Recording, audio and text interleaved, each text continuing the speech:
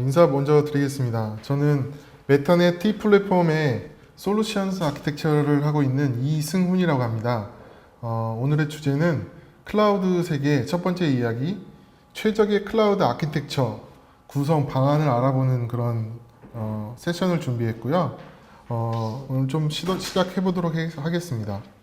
일단 오늘 주제는 애저 리즌에서부터 시작을 할 거고요. 설계라는 그런 것에서 가장 중요한 부분인 리즌을 먼저 설명을 드릴 거고요. 그 다음에 그 연결을 하는 네트워크 부분을 커버해주는 애저 백본을 좀 더 설명을 해드리겠습니다. 그리고 온프레미스의 설계와 클라우드 설계 어떻게 다른가 이 차이점을 말씀드릴 거고요. 그 다음에는 많이들 알고 계시는 엔티어 아키텍처를 비주얼을 통해서 그려보는 것들을 보여드리겠습니다. 그리고 엔티어 아키텍처를 좀 진화된 하이브리드 아키텍처를 보여드릴 거고요. 그 다음에는 허브 앤 스포크 아키텍처를 보여드릴 예정입니다. 자, 그리고 저는 PPT를 준비하지 않았고요. PPT 대신에 그 애저 화이트보드라고 해가지고 그 칠판을 쓸 수 있는 그런 그 세션을 준비했습니다. 그래서 PPT는 여기까지 제가 준비를 했고요. 마이크로소프트 화이트보드라는 그런 칠판을 가지고 제가 오늘 진행을 할 건데요. 아키텍처에서 가장 중요한 부분인 애저 리즌이라는 그런 부분을 제가 좀 설명을 해드리겠습니다. 한국말로 하면은 애저의 지역들을 보여주는 그런 그 세계 지도라고 생각하시면 됩니다. 자, 먼저 애저 같은 경우에는 데이터 센터를 엄청 많이 가지고 있습니다. 지금 보시는 바와 같이 좀 화면을 크게도 보여드리겠습니다.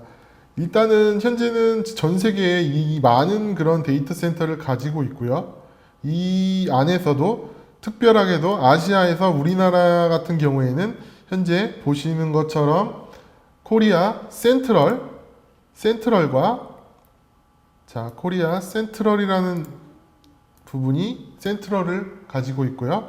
그 다음에 사우스라는 그런 데이터 센터를 가지고 있습니다. 이 두 개를 합쳐서 이제 코리아 영역이라고 말씀을 드릴 수 있습니다. 또한 아시아 지역에는 재팬 웨스트, 재팬 이스트 이런 식으로 데이터 센터를 또 가지고 있는데요. 일반적으로 데이터 센터 같은 경우에는 하나 짓는데 아주 라이트하게 짓는다고 하더라도 한 5천억 정도 비용이 발생을 합니다. 그런데 이제 마이크로소프트 같은 경우에는 데이터 센터를 굉장히 많이 가지고 있죠. 물론 당연히 클라우드를 하기 위해서는 이런 데이터 센터들에 대한 기본적인 투자가 굉장히 많이 필요하게 됩니다.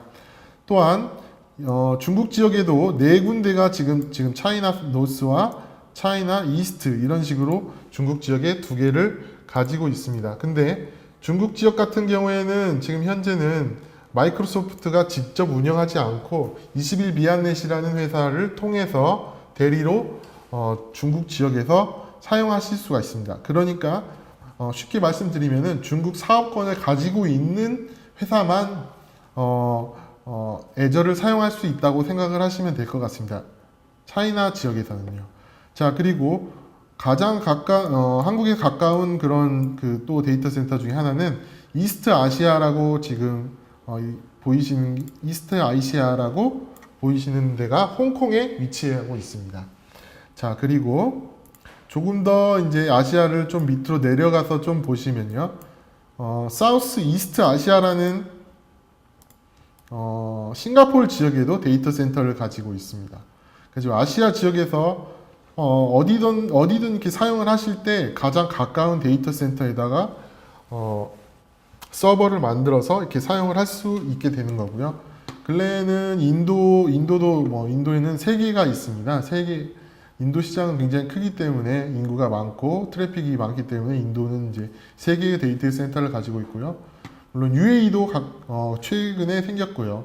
그다음 또한 이스라엘, 그다음 이런 카타르 같은 경우도 이제 새로 생길 예정입니다. 또한 가장 특징적으로 보여지는 것은 호주입니다. 여기서 보시면 아시겠지만 호주는 데이터 센터를 4개나 가지고 있습니다. 이건 4개나 가지고 있다는 것은 돈을 정말 많이 투자했다는 뜻이고요. 여기서 보시면은 돈을 엄청 많이 4개나 이렇게 되는 거고요. 당연히 이쪽 그 해안 쪽에 있는 이유는 해안 쪽에 인구가 많이 살고 있기 때문에 이 데이터 센터는 이 4개가 이렇게 존재를 하고 있습니다. 자, 또한 전 세계에다 서비스를 해야 되니까 각 나라마다 모두 다 가지고 있어야 되는데 남아프리카 공화국인 여기 남아프리카에도 2개의 항상 기본적으로 페어로 쌍으로 데이터 센터를 가지고 있고요. 남아프리카도 2개를 가지고 있습니다. 아프리카는 현재는 지금 2개만 가지고 있습니다. 자, 그래서 뭐 유럽도 좀 보시면은 굉장히 많이 가지고 있죠. 각각 나라마다 이렇게 가지고 있는데 이 독일 같은 경우에는 또 중국과 같이 좀 특별한 그 거버넌스가 있어가지고 따로 데이터 센터를 일반인은 사용할 수 없고 그 다른 에이전시를 사용을 해서 독일도 사용을 하셔야 됩니다. 자, 그 다음에 가장 중요한 부분인 이제 가장 시작부터 많이 했던 미국 지역을 좀 보겠습니다. 저는 미국에서 되게 한 10년 정도 살았거든요. 그래가지고 미국 지역에서 저는 이 부분에 살았습니다. 시카고에서 이제 학교를 다녔거든요. 그래서 시카고 이 지역에서 다녔는데 제가 이제 10년 전에 이 시카고에서 다니고 있을 때 한국의 무한도전 같은 그런 프로그램들을 보고 싶어가지고 다운을 받은 적이 있어요. 그런데 이제 만약에 무한도전 같은 걸 다운 받는다고 하면은 일반적으로 캘리포니아로 이렇게 통해서 갔다가 이 캘리포니아에서 다시 이렇게 보시면은 이렇게 태평양을 건너서 해저 테이블을 지나서 일본 통해서 한국으로 이렇게 들어오는 이런 트래픽을 통하게 됩니다. 그런데 제가 만약에 무한도전을 다운받는다고 하면 한국에 있는 데이터 센터에서 이 역순으로 캘리포니아로 이런 식으로 해저 터널을 받기 때문에 엄청나게 시간이 오래 걸리는데요. 보통 한 15시간에서 15시간에서 한 20시간 정도 700메가 파일을 봤는데 그 정도 시간이 오래 걸렸었습니다. 자, 그건 무엇을 의미하냐면요. 일반적으로 데이터 센터가 이렇게 비싼데 왜 하나에 있는 걸로만 다 커버를 못하고 각각 나라에 왜 있느냐. 그거는 네트워크가 다 선으로 파이버나 이런 선들로 연결되어 있기 때문에 그 레이턴시 때문에 이렇게 데이터 센터가 산재되어 있는 겁니다. 그렇기 때문에 저는 이렇게 오래 걸렸고요. 나중에 추후에 이제 아키텍트가 여러 가지 그런 아키텍트 그리고 전 세계에다가 그 딜리버리를 하기 위해서는 이 데이터 센터에다가 모두 다가 하나씩 서버를 만들 필요는 없지만 그래도 일반적으로 미국에 3개, 뭐 유럽에 하나, 아시아에 하나, 뭐 이런 식으로 최소한은 만들어야 된다는 거를 말씀드리고 싶어서 제가 이제 말씀을 드렸습니다.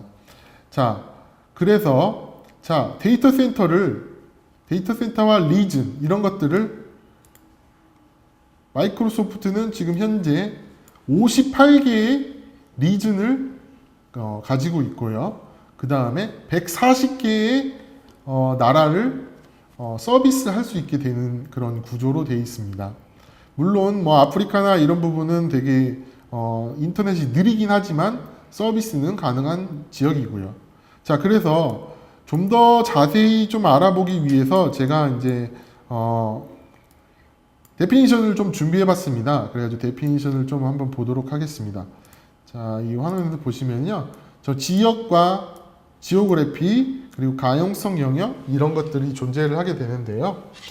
자, 지역 같은 경우에는 리즌을 지역이라고 하는데 리전이라는 것은 데이터 센터의 집합입니다.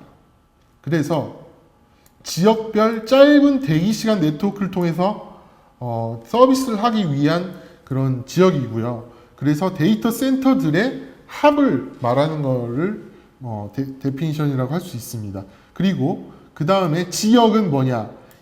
지오그래피, 지리는 뭐냐? 지역이 두 개 이상의 리전을 합이 이 지오그래피라고, 지리라고 할 수 있습니다. 지리. 자, 그래서 규정, 준수, 경계를 가지고 있습니다. 자, 뭐냐? 예를 들어서 한국 같은 경우에는 아까 그림처럼 사우스하고 센트럴을 가지고 있죠. 그러면은 한국에 있는 예를 들어서 뱅크나 이런 그 규정 준수를 해야 되는 그 한국 지역에 이 지역에 맞게 그 커버가 되는 부분을 경계라고 할 수 있는 거죠. 그것이 바로 지리라고 할 수 있는 거고요. 자, 그 다음에 가용성 영역. 가용성 영역은 물리적으로 지역 내에서, 리즌 내에서 물리적으로 분리된 위치를 하고 있습니다. 자, 그래서 가용성 영역은 이제 좀 더 자세히 설명하면은 독립된 전원, 냉각, 네트워킹을 독립적으로 가지고 있는 겁니다. 자, 이게 뭔 뜻이냐? 그러면 데이터 센터를 하나 가지고 있다고 하더라도 데이터 센터가 두 개가 이렇게 있으면은 여기 안에 VM을 가지고 있다고 내가 VM을 데이터 센터 가용성 영역에 VM을 가지고 있다고 치면은 이 가용성 영역이 일단 available 존이 이렇게 가지고 있다면 여기 1번 지역, 2번 지역, 3번 지역이라고 생각하시면은 제가 도메인을 타고 들어왔을 때 1번 VM에 들어오고 2번 VM이 이렇게 나눠져서 들어온다고 한다면은 이 데이터 센터가 갑자기 김정은이 핵폭탄을 쏴가지고 데이터 센터가 날아갔다. 그렇다고 쳐도 이 가용성 영역이 다르기 때문에 이 데이터 센터에서 서비스를 할 수 있게 되는 그런 개념이라고 생각을 하시면 됩니다. 자, 그래서 좀 더 자세히 제가 이 가용성 영역에 대해서 좀 더 설명을 드리겠습니다. 자, 그러면은 좀 왼쪽으로 가서 가용성 영역에 대해서 좀 더 보도록 하겠습니다. 이 가용성 영역은 아까 리전이 두 개가 있다고 말씀드린 거고, 이 가용성 영역은 각각의 데이터 센터의 오류, 예를 들어서 데이터 센터에 문제가 생겼을 때 그런 프로그램의 한쪽이 셧다운이 된다고 하더라도 보호를 할 수 있는 고가용성 제품이라고 생각을 하시면 될 것 같습니다. 자, 그래서 고가용성을 위해서 이렇게 데이터 센터를 나눠서 리즌별로 사용하시는 것도 굉장히 리즌 안에서 또 어베일러블 존을 다른 지역에다 배포를 하면서 사용을 할 수가 있게 되는 거고요. 현재는 마이크로소프트 제품은 그래서 한국에서는 아직 어베일러블 존은 지금 오픈되어 있지 않습니다. 근데 추후에 오픈된 걸로 보여지고요. 아마도 내년 정도로 생각하시면 됩니다. 자, 그 다음에 이제 그 설계에서 가장 중요하게 된 부분이 이 가용성 집합입니다. 자, 가용성 집합은 여기에 이런 식으로 되어 있는데요. 가용성 집합은 되게 복잡한 것 같지만 제가 정말 아주 쉽게 설명을 해드리면은, 자, 가용성 집합은 두 개만 생각하시면 됩니다. 뭘 생각하면 되냐면, 자, 업데이트 도메인과 폴트 도메인, 이 두 개만 생각하시면 됩니다. 자, 이 업데이트 도메인은 폴트 도메인 먼저 설명드리겠습니다. 데이터 센터가 하나가 이렇게 있으면은 데이터 센터가 이렇게 있으면은 그 안에 렉이 있습니다. 서버들이 이렇게 쭉 하나, 둘, 셋 이렇게 서버가 있는데, 보통 데이터 센터에서 렉 단위로 서버들이 문제가 많이 생깁니다. 그 렉 단위를 가상으로 만들어낸 것이 이 폴트 도메인이라고 생각합니다. 자, 그래서 만약에 여기가 VM이 하나 있고 폴트 도메인이 세 개가 있다고 제가 세팅을 해서 만들었고, 폴트 도메인이 다르도록 설정을 해 놓는다면 렉이 이거 전체가 하나가 죽는다고 하더라도 저는 이쪽 VM에서 또 다시 서비스를 할 수가 있는 거죠. 만약에 두 개가 또 죽었을 경우에는 이쪽 VM에서 또 서비스를 할 수가 있게 되는 거니까 그 절대 죽지 않는 서버를 더 디테일하게 만들 수 있는 그런 서버라고 설계에 필요한 그런 도구라고 생각하시면 될 것 같습니다. 자, 그러면 이 폴트 도메인은 이렇게 되고 업데이트 도메인은 뭐냐? 업데이트 도메인은 이 폴트 도메인이 들어있는 이 렉 안에서 업데이트 도메인은 각각의 VM의 호스트 업데이트 도메인 호스트라고 생각하시면 됩니다. 더 그 폴트 도메인 렉 하위에 있는 그런 도메인이라고 생각할 수 있는 거죠. 그러니까 이 위치를 내가 마음대로 이제 5개 이렇게 선택을 하게 된다면 폴트 도메인 앞에 선택이 되고 그 다음에 업데이트 도메인을 선택해서 가용성을 훨씬 더 높일 수 있는 그런 설계를 가능하게 만드는 거죠. 자, 그리고 자, 이제 여기까지는 굉장히 일반적인 분들이 많이 알고 있으실 거고요. 이 available set과 available zone의 차이는 이 렉과 데이터 센터다 이렇게 표시가 되죠. 렉과 데이터 센터가 스콥이 렉과 데이터 센터라고 할 수가 있습니다. 자, 이 fair region은 한국에 말하면은 센트럴과 여기는 사우스 이렇게 fair 쌍으로 지역으로 나눠져 있어서 가용성을 양쪽에다가 만들면 보장이 된다는 뜻이고요. 자, 이런 것들이 로드 밸런서나 크로스 리전 로드 밸런서, 트래픽 매니저와 같은 그런 그 로드 밸런서들 계열의 이것들이 분기를 시켜줄 수가 있고요. 당연하게도 어베일러빌티 셋으로만 세팅을 한다고 하면은 당연히 레이턴시는 매우 짧죠. 그리고 어베일러블 존은 당연히 데이터 센터가 다른 쪽에 데이터 센터 안에서 다른 지역에 있는 어베일러블 존에 선택을 하기 때문에 네트워크가 다르기 때문에 당연하게도 조금 느려지는 그런 현상을 사용할 수밖에 없고요. 만약에 리즌이 다르다면 더 느려지는 그런 현상이 발생할 수가 있습니다. 그러므로 그 자신의 맞는 그런 취향에 맞는 그런 설계를 하기 위해서는 이런 것들을 항상 고려를 하셔서 만드셔야 된다고 생각을 합니다. 자, 제가 그리고 그 다음에 이제 설명드릴 부분은 플레이스먼트 그룹이라는 겁니다. 이거는 굉장히 AWS 같은 경우에는 굉장히 오래전에 나왔던 거고 이제 애저 같은 경우에 2019년도에 나왔습니다. 이 기능은 일반적으로 잘 쓰이지 않지만 굉장히 설계를 위해서는 굉장히 많이 쓰이는 그런 부분이고요. 이거는 뭔 뜻이냐면 쉽게 말씀드리면은 플레이스먼트를 근접하게 그룹핑 시킨다는 겁니다. VM이 이렇게 있으면은 VM이 아까 말씀드렸던 어베일러블 존이 다르게 다른 4개 만들 수도 있고 그 다음에 다른 어베일러블 존에다가 다 만들 수 있고 그런 데이터 센터도 다르게 만들 수 있는데 자, 얘는 완전한 반대의 현상을 보여주는 거죠. 무조건 실제적인 하드웨어가 같은 근접한 장소에다가 그룹핑화 시킨다는 겁니다. 자, 이걸 쓰면 어떤 장점이 있을까요? 레이턴시가 극단적으로 짧아지게 되고 가장 빠르게 된다는 거죠. 자, VM들이 여러 개는 필요하지만 그 VM 간에 가장 가까운 지역에 억지로 붙여놔서 레이턴시를 최적화시켜서 가장 좋은 컴퓨터를 만든다고 한다면 이런 그 기능들을 써서 설계를 해야 되는 거죠. 자, 이런 설계라는 거는 정말 보시면은 중간에 바꿀 수가 없어요. 중간에 바꾸려면 다시 만들어야 됩니다.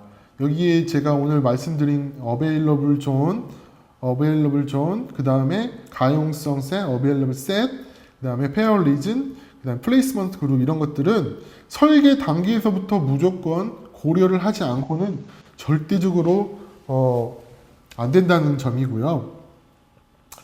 자, 이런 설계가 고려가 됐을 때 잘 고려가 돼야지만이 처음부터 이렇게 만들 수밖에 없습니다. 중간에 바꾸려고 하면은 모두 다 지우고 다시 만들어야 되는 그런 단점이 있습니다.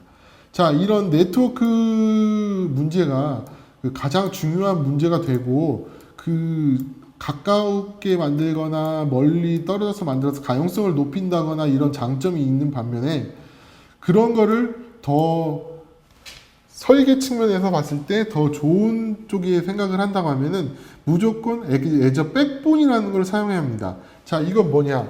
자, 예를 들어서 제가 만약에 네이버 같은 그런 사이트를 가지고 있는데, 이 사이트들을 전 세계에다가 제가 이렇게 서비스를 한다고 생각을 한다고 하면은, 이 전 세계의 수많은 데이터 센터들을 가지고 있는데, 이 백본망을 실제 이 데이터 센터와 데이터 센터를 연결해주는 망이 퍼블릭 망이 아니고 백본망을 사용하게 된다면은 네트워크가 자신이 가지고 있는 내부적인 그런 망을 사용하게 된다면 더 레이턴시를 줄일 수가 있는 겁니다. 자, 그래서 만약에 제가 미국에 살았을 때, 예전에 미국에 살았을 때 여기 시카고에서 살고 있었을 때 백본망을 통한다면은, 여기서 캘리포니아로 넘어올 때 백본망, 여기 하얀색 이 조그만한 것들, 이런 망들을 통해서 한다고 하면은 저는 훨씬 더 빠른 서비스를 받았겠죠. 근데 저는 백본망을 사용하지 않고 그냥 퍼블릭망으로, 일반인이니까 그렇게 사용을 했습니다. 자, 그래서 이 백본망은 정말 돈이 많이 들어가는 거고요.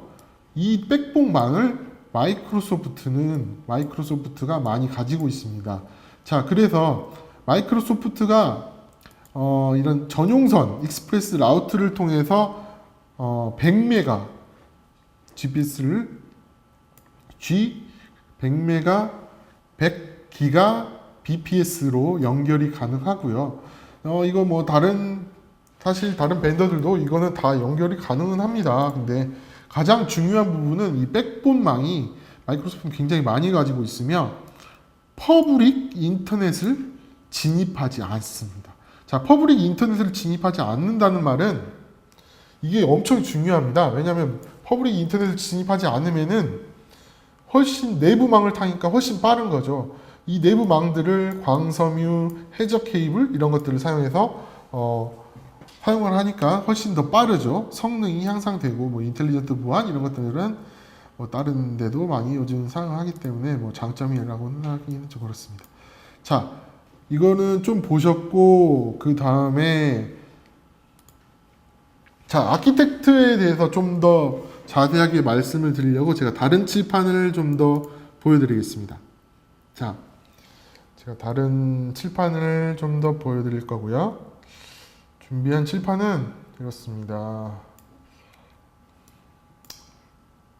자, 온프레미스에서 썼던 아키텍트하고 클라우드에서 썼던 아키텍트하고 어떻게 다른가?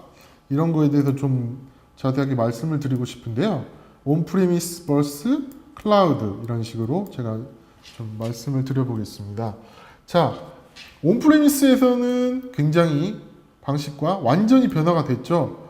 왜 그러냐? 온프리미스에서는 일반적으로는 거대한 단일 시스템 프로그램에서 작은 분산형 시스템으로, 클라우드는 내 맘대로 VM이든 컨테이너든 뭐 컨테이너들을 컨트롤할 수 있는 쿠버네티스든 이렇게 작은 단위로 쓸 수가 있기 때문에 훨씬 더 아키텍트가 더 쉽고 작게 갈 수 있게 만들어졌기 때문에 온프레미스가 가지고 있던 하나의 기계 하드웨어 안에다가 VM을 여러 개 억지로 막 넣고, 이게 그 다음에 VM을 또 만들어서 하나 또 만들고 이런 식으로 돼서 하나의 암석처럼 만들어져 가지고 띄어낼 수가 없게 되면은, 나중에 예를 들어서 트래픽이 많아지게 되면은 이거를 쉽게 트래픽을 증가시킬 수 없게 됩니다. 예를 들어서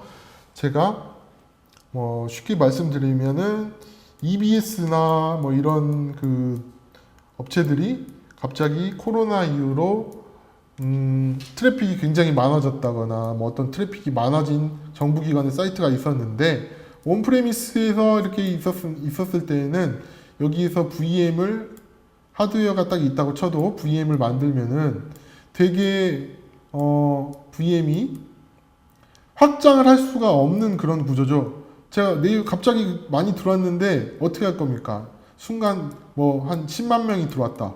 원래 만들어져 있는 거는 한 2천 명이 들어올 수 있는데 10만 명이 들어왔다. 그러면은 온프레미스 있을 때는 서버 파는 데 가가지고 서버 업체에다가 서버를 사서 서버를 하나, 둘, 셋, 넷, 뭐 몇십 대를 사서 세팅을 하고 그러려면은 시간이 굉장히 오래 걸리죠. 그렇지만 클라우드에서는 굉장히 빨리 갈 수가 있는 거고요. 빨리 확장성을 가질 수가 있는 겁니다. 자, 그래서 기존의 온프레미스에서는 모놀리식이라는 그런 스타일로 만든 겁니다. 모놀리식이 뭔지에 대해서 제가 좀 설명을 많이 드릴 거고요. 그 다음에 기존의 기존의 온프레미스에서는 RDB만 있었어요. RDB. 보통은 RDB를 많이 썼죠. 근데 이제 클라우드에 갔을 때는 탄력적 확장이 가능하고 컨테이너 같은 그런 분해들 그리고 VM들 비동기 서비스 이런 것들을 사용을 할 수가 있게 된 거죠. 그렇지만 여기에 있는 것들이 온프레미스 때 없었던 게 생겨난 게 아니고 온프레미스에서 가능은 했지만 비용 때문에 못했던 부분을 클라우드에서 가능한 설계를 된 겁니다. 자, 그래서 오늘 제가 좀 더 말씀드린 거는 이제 모놀리식에 대해서 좀 말씀을 드려볼게요. 자, 모놀리식. 이 그림이 저는 가장 잘 표현한다고 생각합니다. 자, 왜 그러냐? 모놀리식. 야, 이거 보십시오. 그냥 통으로 있는 겁니다. 통으로 통으로 그런 하드웨어를 가지고 있으면은 내가 처음에는 무슨 서비스를 조그만 걸 하나를 돌렸는데 이 큰 걸 사서 이렇게 했어야 됩니다. 그렇지만 그렇다가 그 다음에도 뭔가 서비스를 하나 더 추가했을 때 하나 더 여기다 집어넣고 했는데 자, 그러다가 보통 이렇게 이 서비스 하나에 보통 1000명에서 2000명밖에 못 들어옵니다. 그런데 이렇게 하나씩 늘리다 보니까 이제 여기 꽉 찬 거예요. 그러면은 어떻게 못 들어오죠. 그러니까 하나 더 사야 됩니다. 그렇게 하다 보니까 이거는 모놀리스 암석으로 만들어진 거죠. 이게 전체가 암석이 돼가지고 타이트하게 묶어져서 떼어낼 수가 없는 겁니다. 그러면은 더 확장성이 굉장히 낮아지는 거죠. 물론 비용을 아끼려고 그렇게 했지만 그런 사이드 이펙이 있다는 사실은 간과할 수 없다는 거죠. 그렇지만 여기 마이크로 서비스 같은 경우에는 컨테이너가 이렇게 하나씩 있어서 이게 띄어가지고 이렇게 서비스를 할 수가 있는 거죠. 자, 마이크로 서비스 엄청 좋아 보이죠. 그렇지만 마이크로 서비스가 무조건 답이 아닙니다. 왜냐? 이렇게 컨테이너가 많다 보니까 나중에 색깔이 이렇게 막 너무 다 다르잖아요. 내가 이 어디에 뭘 있는지 까먹게 됩니다. 그러면은 관리적 측면에서 굉장히 복잡성이 증가하게 됩니다. 그러면 제가 말씀드린 것처럼 모놀리스가 답이냐 마이크로 서비스냐는 답에서 보면은 이것도 장점이 있고 이것도 장점이 있습니다. 그렇지만 현대 사회에서는 이쪽으로 가는 추세죠. 자, 그래서 클라우드에서는 모놀리식으로 만들려고 하는 경우는 정말 드물고 이렇게 만들 거면 클라우드로 안 가는 게 좋습니다. 자, 그래서 클라우드로 가면은 최소한의 단위가 VM으로 가는 게 좋고요. 그보다 더 작은 컨테이너 단위로도 갈 수 있다. 그래서 아키텍트가 변해야 된다라는 거를 말씀을 드리고 싶습니다. 자, 그래서 그 다음 걸로 제가 좀 더 넘어가도록 하겠습니다. 자, 모놀리식이라고 하죠. 모놀리식. 자, 뭐냐? 자, 이거를 잠깐 조금만 더 당겨서 하도록 하겠습니다. 시간이 좀 있고요. 자, 그래서 모놀리틱이라는 거는 보시면은 아시겠지만 모노라는 뜻이 그리스에서 온 단어 하나예요. 하나여가지고 이 하나의 암석이란 뜻입니다. 하나라는 뜻에 있는 모노와 시식이라는 그런 암석이라는 뜻의 리식이라는 명사가 합쳐져 있는 뜻이고요. 자, 하나의 암석으로 굳어져서 뗄 수가 없는 그런 구조를 모놀리틱이라고 하게 됩니다. 자, 그러면 엄청 불편해 보이죠? 이거 엄청 불편해 보이는데 이게 단점만 있는 건 아니에요. 모놀리틱으로 돼 있으면 가장 레이턴시가 적죠. 그럼 얼마나 자, 메인프레임 단위로 있었을 때 서버를 하나 사면은 그 서버가 노는 거를 위에 있으신 분들은 서버가 놀고 있는데 또 사달라고 라고 할 수 없기 때문에 모놀리틱이나 이런 구조는 어쩔 수 없이 쓰게 되었었습니다. 그렇지만 이제 클라우드가 오게 되면서 그런 이제 모놀리틱과 같은 그런 구조는 비지향해야 되는 그런 스타일로 바뀐 거죠. 왜냐? 네트워크가 생각보다 많이 좋아졌고 이런 VM이나 컨테이너 기반의 것들을 돌리기 위해서는 모놀리스보다는 클라우드 훨씬 더 편하기 때문이죠. 자, 그렇지만 아까 방금 말씀드린 것처럼 장점, 설계, 자, 타이트한 연결성, 이게 가장 중요합니다. 자, 이 타이트한 연결성만 봤을 때는 무조건 모놀리틱이 가장 큰 장점을 가지고 있죠. 자, 그리고 두 번째로 좀 넘어가서 보시면은 모놀리틱은 단점을 제가 아까 좀 말씀드렸고 너무 타이트해서 탄력적으로 갈 수 없다라는 그런 단점이 있습니다. 자, 그리고 이제 모놀리틱이라는 거를 말씀드렸고 그 다음에는 자, 설계는 어떻게 해야 될 것이냐. 자, 일반적으로 설계는 정말 어려운데 설계에 시간 투자를 굉장히 많이 해야 되는데 한국에서는 설계를 하는데 후다닥닥 해달라고 하는 경우가 굉장히 많이 있습니다. 자, 근데 그러면은 사실 설계를 후다닥닥 하면은 안 되죠. 설계는 구축보다 훨씬 더 오래 해야 됩니다. 그렇지만 그건 쉽지 않은데 자, 그렇다면은 가장 많이 쓰이는 설계의 스타일을 먼저 보게 돼야 되고 설계는 이런 4단계의 그런 구성으로 이루어져 있습니다. 자, 아키텍처 스타일을 먼저 정하고 그 다음에 기술의 선택을 하게 됩니다.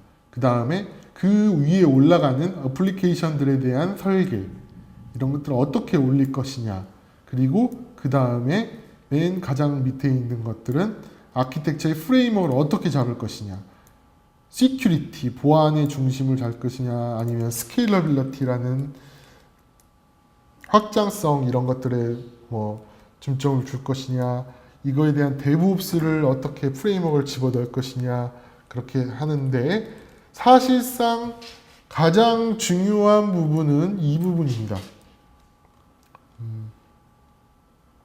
안타깝게도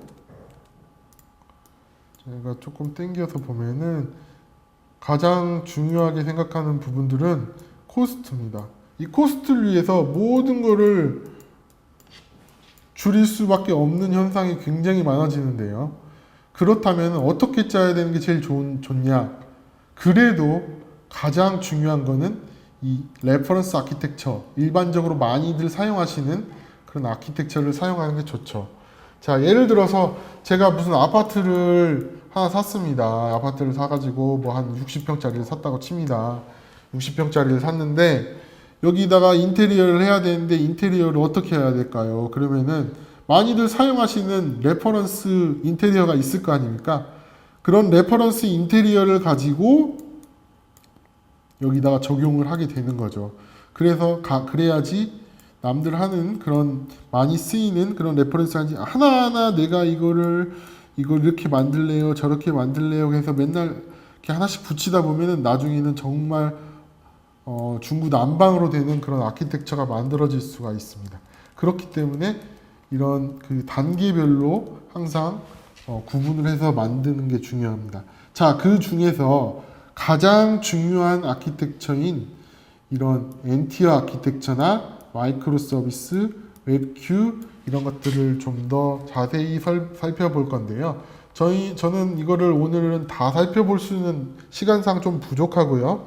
그다음에 엔티어 아키텍처를 조금 더 자세히 설명을 해드리겠습니다. 자, 엔티어 아키텍처를 설명하도록 하겠습니다. 자, 엔티어 아키텍처 여기 보이시죠? 엔티어 N 이거 뭐냐? 여기 있는 N에 1, 2, 3, 4 이런 거 아무거나 다 집어넣을 수가 있는 겁니다. 이 티어는 계층이라고 하고요. 자, 그래서 티어로 나눠서 계층을 나눠서 아키텍처를 짠다고 해서 N티어 아키텍처라고 합니다. 자, 일반적인 2D 스타일의 그런 아키텍처에서 N티어 아키텍처는 어떤 계층을 가지고 있냐면요. 자, 웹 티어, 비즈니스 티어, 데이터 티어 이런 식으로 이렇게 나눠지게 됩니다. 그래서 원래는 아까 모놀리틱으로 한다고 하면은 여기에 있는 애들이 한 개의 VM에 전부 다 들어가 있는 겁니다. 그러면 이 안에서 움직여지는 그런 트랜잭션들이 하나에서 움직여지니까 훨씬 더 장점이 있겠죠. 그렇지만 이거를 이렇게 분리해 놓으면은 장점이 어떻게 있을까요? 자, 여기서 보시면은 VM들이 굉장히 티어당 이렇게 여러 개가 있는데 여기서 이렇게 VM을 추가만 하면은 NTO로 만약에 되어 있다고 하면 추가만 하면은 동접자 수를 계속 늘릴 수 있는 겁니다.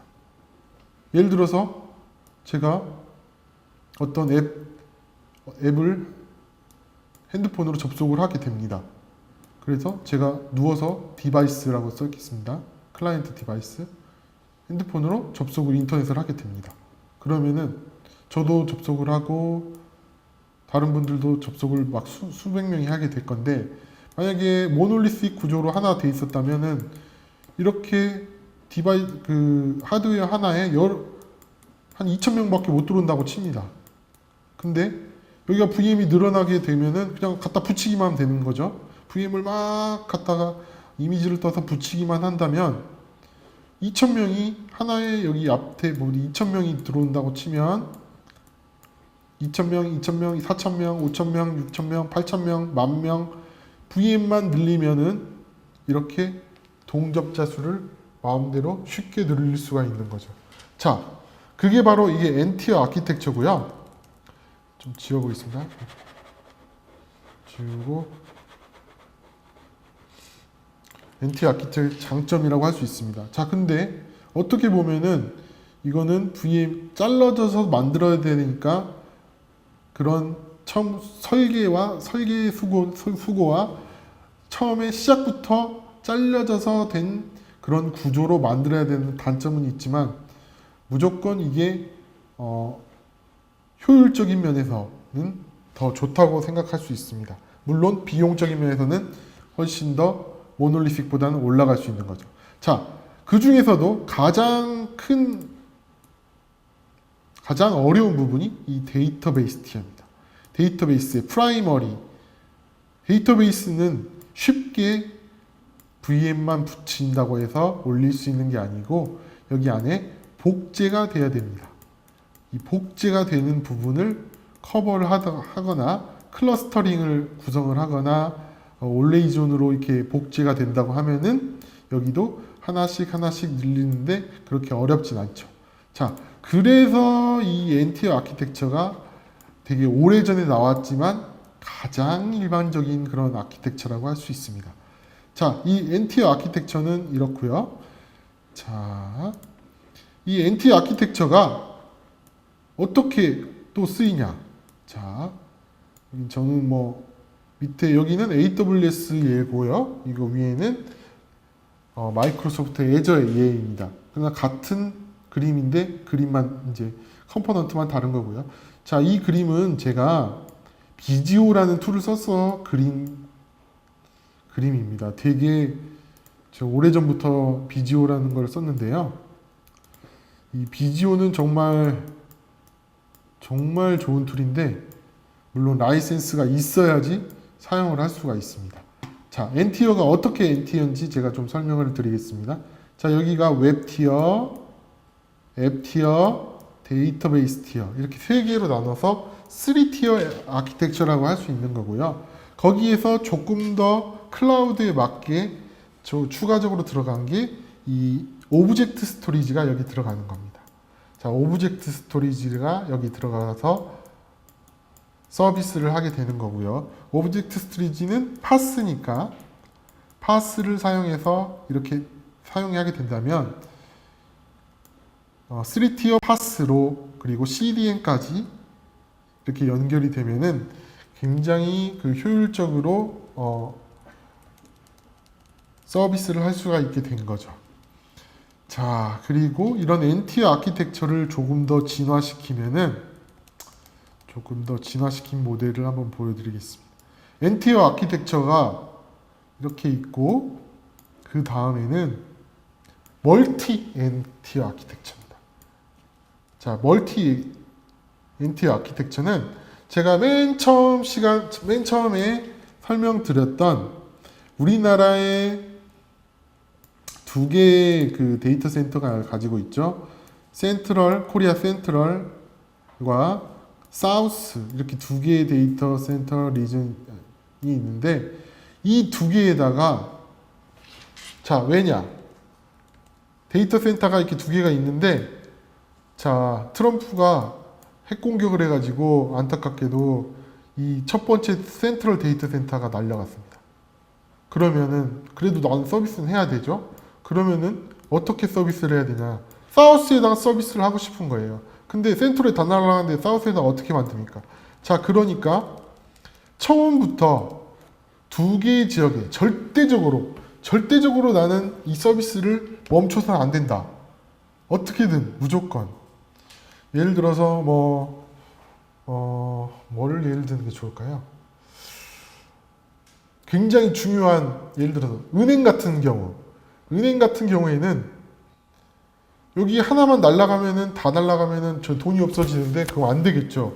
그러니까 이 사우스에도 두 번째 지역에도 만들어 놔야겠죠. 자, 그래서 두 개를 똑같은 지역에 만들어 놓고 이 데이터베이스만 동기화 시켜 놓으면 비동기식으로 애플리케이션을 해 놓으면 여기가 고장 나더라도 여기에서 서비스를 할 수 있게 만들어지는 거.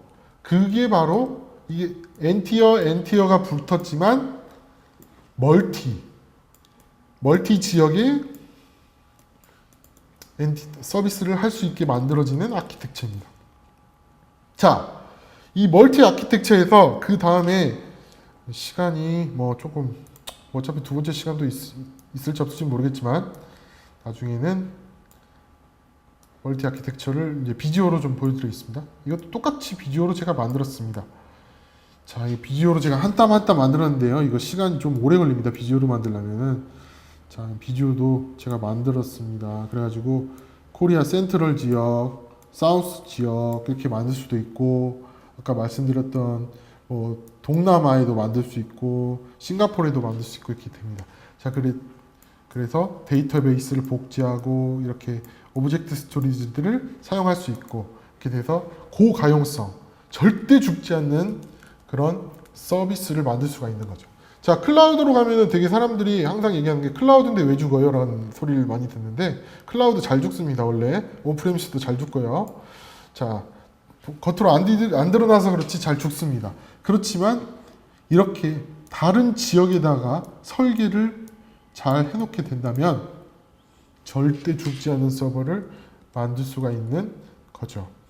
자, 이 엔티어 아키텍처가 조금 더 발달하게 되려면은 또 굉장히 원래 우리는 온프레미스를 꼭 써야겠다 그런 분들도 있으시고 파스로만 구성을 하겠다 이런 아키텍처들이 있습니다. 자, 파스 구성도 똑같고요. 자, 웹앱이라는 그런 앞단의 파스를 가지고 또 비주어로 만들었는데요. 웹앱이라는 그런 파스를 여기서 사용을 하고 있고, 파일 스티어는 웹앱 안에다가 넣지 않고 오브젝트 스토리지를 넣게 되는 겁니다. 자, 그리고 데이터베이스도 파스로 쓰는 겁니다. 파스, DNS 파스, CDN 파스, 올 파스로 만드는 거죠. 자, 그러면은 뭐가 좋을까요? 자, 시스템 엔지니어들이 할 일이 별로 없어지는 거죠. 이거 자동으로 쭈루룩 늘어나고 쭈루룩 줄어들고 이렇게 되는 거죠. 자, 그러면 파스는 완벽에 가까운 솔루션이겠네요. 아, 파스로 하면 이렇게 다 됩니다. 그렇게 말하시는 분들은 잘못된 생각을 가지고 있습니다. 자, 왜냐? 파스는 자동으로 되는 게 너무 많은 대신 리미트가 존재합니다. 제한사항이 존재해요. 그래서 파스의 성능을 넘어가거나 설정을 넘어가거나 그런 것들은 고칠 수가 없습니다. 자, 그럼 어떻게 하냐? 파스와 IAS를 섞어서 쓰면 됩니다. 자, 그래서 이런 장단점이 있는데 그거는 뭐든지 자기가 원하는 대로 리퀘어먼트에 맞게 만들어서 사용을 하게 되는 거죠. 회사나. 자, 그리고 첫 번째 시간이니까 제가 라이트하게 가는데 그래도 이거는 좀 더 말씀드려야겠습니다. 자, 어떤 걸 말씀드려요? 하이브리드. 자, 이거는 아까 비디오로 만들었는데 이거는 제가 드로우.io라는 그 아키텍처 툴로 만든 겁니다. 드로우.io라고. 예, 드로우.io라는 툴로 만든 건데 이거는 이제 AWS나 애저나 아무거나 다 쓰실 수가 있습니다. 그래가지고 드로우.io로 그림을 그린 건데, 자, 온프레미스를 이렇게 데이터 센터를 가지고 있고 애저가 됐든 아마존이 됐든 이런 클라우드를 가지고 계신 분들이 이렇게 VPN으로 연결해서 IPsec로 사이트 투 사이트로 연결이 되게 하는 겁니다. 여기는 실제 장비고 여기는 가상 장비를 연결을 해서 하이브리드로 구성을 하게 되는 거고요. 자, 이 하이브리드로 구성하면은 되게 보안적인 측면에서 이쪽에 있는 거를 넣고 프론트 쪽을 이쪽에 넣어서 만들 수도 있는데, 자, 장단점이 없는 건 세상에 없습니다. 자, 여기에 이 VPN 때문에 레이턴시가 느려지죠. 그런 단점이 있습니다. 자, 그리고 이 하이브리드로 만들면은 원래 있던 거를 그대로 사용하실 수 있는 장점은 있죠. 자, 그렇고요. 자, 하이브리드는 그거 말고도 아까 제가 이제 VPN을 사용했다고 할 수도 있고, 그 다음에 전용선을 깔아서 전용선을 또 사용하실 수도 있습니다. 익스프레스 라우트도 있고 여러 가지 이름만 다르지 여러 가지 벤더들이 사용하는 그런 것들이 있습니다. 자, 애저 같은 경우에는 LG CNS하고 킹스, 그 다음에 세중 이런 식으로 그 전용선을 가지고 있어요. 자, 이 전용선은 뭔 뜻이냐? 마이크로소프트나 아마존이나 이런 벤더들이 전용선을 직접 까는 게 아니고 아까 말씀드렸던 이 세중이나 킹스의 전용선을 사용을 해서 그 온프레미스와 클라우드를 그대로 연결해서 사용할 수가 있게 되는 거죠. 자, 이런 것들을 하이브리드 아키텍처라고 합니다. 자, 그리고 조금 더 한 단계 진보한 그런 아키텍처. 자, 이거는 진보한 아키텍처라고 해서 무조건 이게 답이고 그런 거 아닙니다. 절대적으로 자신에게 맞는 아키텍처를 쓰는 거고요. 자, 그 중에서 허브 앤 스포크 아키텍처라고 합니다. 허브 앤 스포크. 자, 이름 멋있죠? 허브 앤 스포크. 어디서 많이 들어본 것 같긴 한데. 자, 허브 앤 스포크 뭐냐? 자전거 타시는 분들 있을 거예요. 자전거가 이렇게 자전거 바퀴가 이렇게 있습니다. 그러면은 자전거의 가운데 부분이 허브고요. 여기 이렇게 살이 있는데 얘네들이 다 스포크라고 불립니다. 그래서 허브 앤 스포크 아키텍처는 이 허브를 가운데 중간에 있는 거를 다 통해서 모든 트래픽이 간다고 해서 허브 앤 스포크 아키텍처라고 합니다. 자, 그러면은 무슨 장점이 있냐? 자, 허브 앤 스포크 아키텍처는 이렇게 되면은 자, 허브가 여기가 되는 거죠. 허브입니다. 여기가 허브. 자, 그 다음에 스포크 살이 되는 거죠. 얘네들이 살이. 아이고, 스포크가 어딨냐. 스포크. 이렇게 여기가, 자, 확대를 좀 해보겠습니다. 아이고. 자, 이 그림에서 처음에 제가 말씀드렸던 이 온프레미스 네트워크 서버를 가지고 있으신 분들이 이제 회사가 이렇게 있습니다. 그러면은 게이트웨이를 통하여 클라우드로 이렇게 하이브리드로 연결이 되는 거죠. 하이브리드로 연결이 되고요. 이 연결이 돼 가지고 허브가 있어야 됩니다. 그러니까 가운데 자전거 허브처럼 허브가 있고 가상 네트워크를 여기가 하나, 둘, 셋 이렇게 살이 하나씩 늘어나는 겁니다. 그래서 얘가 스포크가 돼요. 자, 그래서 이 온프레미스에 연결될 수도 있고 온프레미스가 아니더라도 다른 클라우드라고 연결될 수도 있고 이 허브가 이렇게 있고 스포크가 연결되어 있는 건데 자, 여기서 어떻게 되냐? 제가 이제 굉장히 유명한 회사가 뭐가 있을까요? 어떤 S모 회사가 있어요. S모 회사에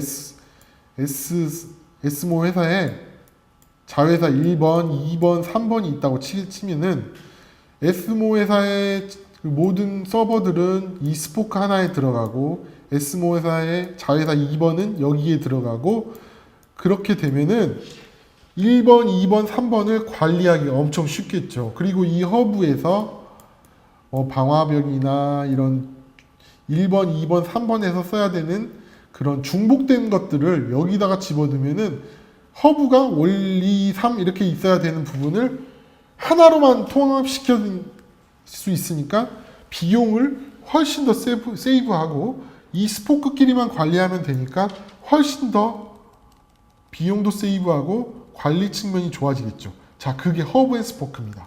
자, 허브 앤 스포크는 사실 선사시대부터 나왔을 정도로 굉장히 오랜 아키텍처입니다. 자, 근데 왜 이게 활용이 안 됐냐? 자, 피어링, 백본을 타고 가는 피어링 기술이 나온 지 오래됐지만 정말로 활용화된 지가 몇 년 안 됐습니다. 자, 이 피어링이라는 기술 하나 때문에 직접 백본으로 연결되는 이 기술 하나 때문에 이 클라우드에서 이 허브 앤 스포크 아키텍처가 완성형으로 된 거죠. 자, 그래서 이 허브 앤 스포크 아키텍처가 완성이 된 클라우드에서 완성이 됩니다. 자, 이거 온프레미스에서 허브 앤 스포크 아키텍처 당연히 됩니다. 자, 엄청난 돈을 많이 써야 됩니다. 왜냐?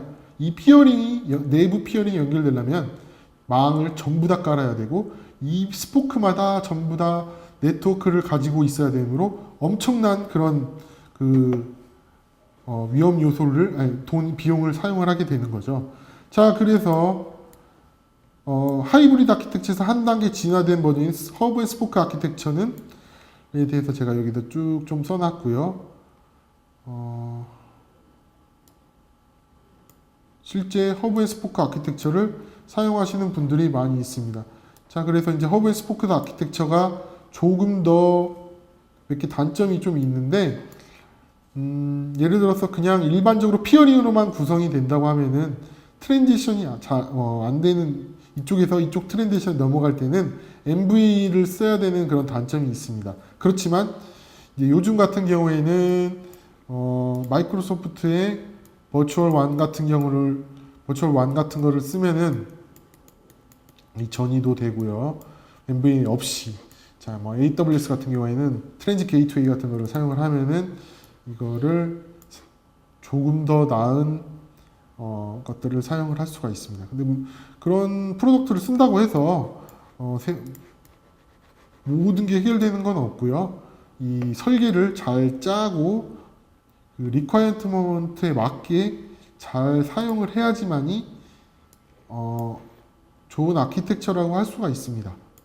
자, 그래서 추후에 지금 사람들이 근래에 많이 쓰시는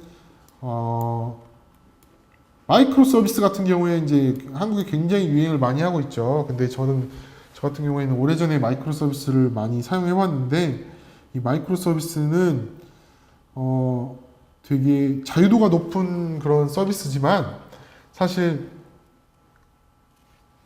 굉장히 컨트롤하기 어려운 단점을 가지고 있습니다.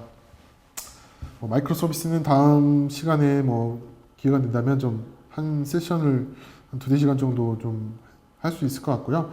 오늘의 마지막 가장 끝판왕인 이 버추얼 데이터 센터 아키텍처를 한번 보시겠습니다. 자, 이건 뭐냐? 보통 일반적으로 엔터프라이즈급에서 가장 궁극적으로 해야 되는 아키텍처입니다. 자, 이게 뭐냐? 제가 그림을 조금 그려보겠습니다. 자, 여기 제가 인터넷을 가지고 있죠. 여기 인터넷에서 제가 이제 서비스를 한다고 하는 거죠. 인스타그램을 들어온다고 치면 인스타그램에서 인스타그램 들어옵니다. 그러면은 이런 프론트도어처럼 방화벽으로 갈 수도 있고, 프론트도어 아니어도 이 DMZ 허브라고 해서 방화벽이 있는 허브를 통해서 인스타그램을 들어오게 됩니다. 자, 그래서 방화벽, 디도스 어택이나 이런 것들을 다 막을 수 있는 DMZ 영역을 갖게 되고요.